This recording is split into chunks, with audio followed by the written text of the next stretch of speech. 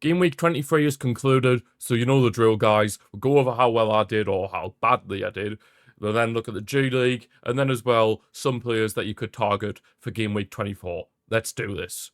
I said last week was my worst game week of the season. I think this might top that. 36 points when 44 was the average. Yeah, I've had an absolute stinker of a game week.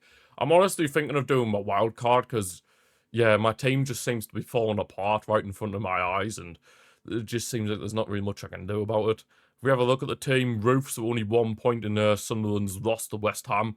Yeah, they were very poor that day. I expected a lot more from Sunderland in that game, but it is what it is. Tarkowski only 4 points, bit disappointing there. Matty Cash got 6, so at least we had that. Gabriel with only the 1 point in Arsenal's loss to Man United. I mean, that was crazy, that game. I mean, obviously I didn't see the whole game. I only seen the second half because I was doing a watch along for Barca's match, because those of you that can't tell, I'm a Barca fan. So yeah, I didn't see the first half of that match, but the second half was a very good game, and yeah, Man United definitely deserved it from what I'd seen. Looking at the midfield, Morgan Rogers with 8 points, nice to see. Semenyo continues getting in the points, so that's lovely stuff. I thought maybe he might not play as much when moving to Man City, but hey, he's doing the business. Rice only 1 point. Kevin Schade came in for Xhaka, and he only got 2 points. Yeah, Xhaka might be somebody I have to take out because he's injured for a while, I believe. So yeah, I'm probably going to have to look at taking out Xhaka. Although, like I already mentioned, I'm probably thinking of wild carding.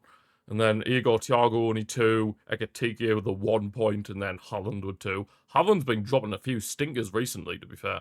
And then on the bench, Pickford with 3 points. Xhaka obviously didn't play. Timber only 1 point, and then Ronaldo, he had a shocking first half. He got subbed off at half time, and yeah, he got a -1. So, yeah, it's safe to say I've had a stinker of a game week. Absolute stinker. So if we go and have a look at the G League, once I zoom out. Right, the G League. I'm still top, somehow. But here, we're moving. Right, who has the most points then? Seb's up there. Oh, Commento. How does Commento keep doing this? He doesn't even play the game anymore. How is he doing this? Oh, to be fair, he has Cunha as his captain, so yeah, that might be it. That might be why he's done it. And then Watkins with 8, Rogers with 8, Williams with 8, Bruno Fernandes with 5.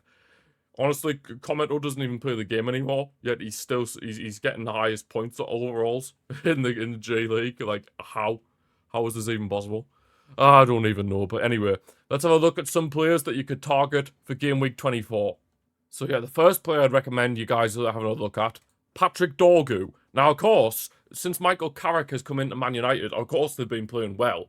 But also, the fact is that Dorgu, he's not playing in the defence. He's playing as like a left winger. So, obviously, if he's gonna be getting a lot of points. I mean, he already got 8 points against Arsenal, 15 against Man City. So, yeah, Dorgu is in a good run of form here. And, of course, that strike against Arsenal, what a hit.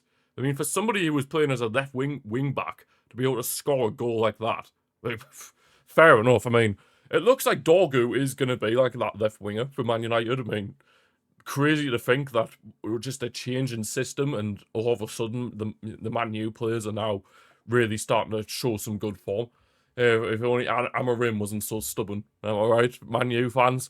If he wasn't so stubborn, Amarim, then maybe he'd still be in the job, but who knows, who knows. But yeah, Dorgu, it does say on the FPL website that he does have a muscle injury, but he's only a yellow at the minute, so he should be fine. But of course, I also should mention, the real test for Man United, of course, the big games matter, of course.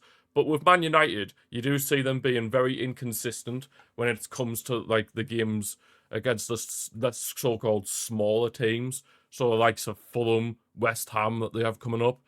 Will they struggle there? And who knows, if they manage to win those games, then the United strand might be finally getting his haircut.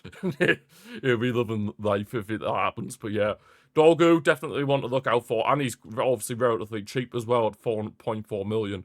And from being classed as a defender in the game, points galore if he continues to keep scoring. Sticking with Man United, Cunha.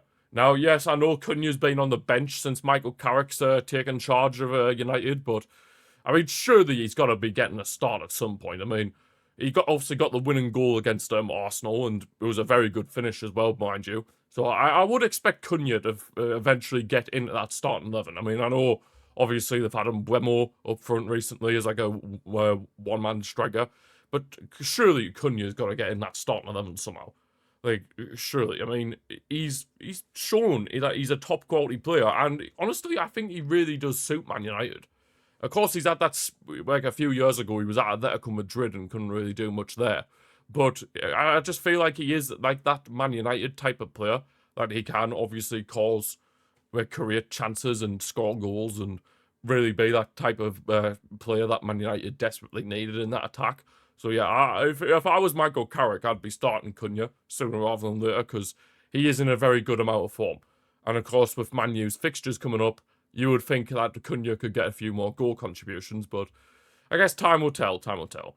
And now going over to Fulham, Harry Wilson, this guy just continues to keep getting points. I mean, other than against Leeds and Crystal Palace, he's got points returned. 6 points against Liverpool, 9 points against Chelsea, 10 against Brighton.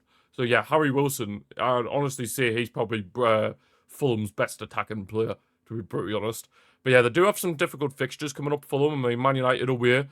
I mean, it depends on which Man United turns up. Like I said, with the Man United players, it all really depends on how they turn up for those smaller games, so to speak. But yeah, and then of course after that they've got Everton, which with the run of form Everton have been in, well, poor run of form Everton have been in, you would expect Fulham to be able to get a result there. But then Man City away will be difficult, Sunderland away will be difficult, and then Tottenham at home. I mean, to be fair, most teams get something against Tottenham these days, you know what I mean? I mean, well, how bad Tottenham are. I mean, it's still a bizarre thing with Tottenham because in the Champions League, they're doing absolutely exceptionally. They're in third, I believe, in the league phase. And then in the Premier League, they just can't seem to buy a win. Like, they're mid-table. Like, it's crazy how bad Tottenham are domestically compared to in the Champions League, but it is what it is. But yeah, Harry Wilson, definitely want to look out for in the midfield. And then finally, João Pedro. Now, of course, he's been getting points back in again. 8 against Brentford, 12 against Crystal Palace. And he's got some very nice fixtures coming up, or Chelsea just have nice fixtures coming up. So if you're not really convinced about João Pedro, then maybe you could go for like a Cole Palmer, or maybe like a Esteval if he starts. But it's hard to really tell who starts for Chelsea. There's that many players on their books. It's hard to really say who's going to start for them. But yeah, West Ham at home, Wolves away, Leeds at home, Burnley at home.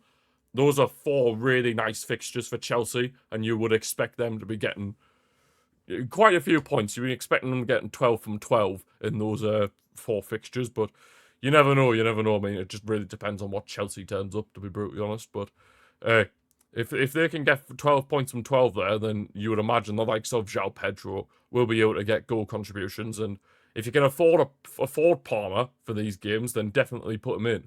But if you can't, then obviously look at the likes of João Pedro. But yeah, that's where we're going to leave this video for today, guys. Hope you have enjoyed it. If you have, feel free to give the video a like and subscribe to the channel if you're new. Thank you for watching. Let me know in the comments section below how you done in Game Week 23. Most likely better than me. And yeah, let me know if you're planning any changes for Game Week 24. Thank you all for watching, and I'll see you next time.